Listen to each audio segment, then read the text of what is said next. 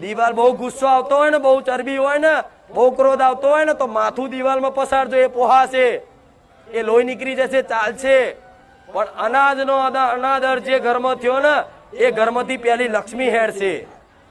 આ લક્ષ્મી હેડશે એટલે પાછળ નારાયણ હેડશે. આ નારાયણ હેડ્યા, મારો રોમ હેડ્યો એટલે અમે માતા હોય પાછળ હેડી. સમજ પડી? એટલે અત્યારે સુધી અનાદર થયો હોય તો ભલે, પણ હવે અન્નદેવને પ્રાર્થના કરી અને પસ્તાવો કરી અનાજનો અનાદર ના થાય એનું ખાસ ધ્યાન રાખવું. પેલા તો એ માણસો જોયેલા કે કદાચ અનાજ કોઈ ખીચડી કે દાળ ભાત હોય ને અને પગમાં આવે તો પગે લાગે. અને આજના માણસો ચોય દિવાલમાં છોટી હોય કઢી ખીચડી. થાય કે નહીં? આવું કઈક ઘરમાં છે આવું. પણ આ બધા વર્તનો બદલવા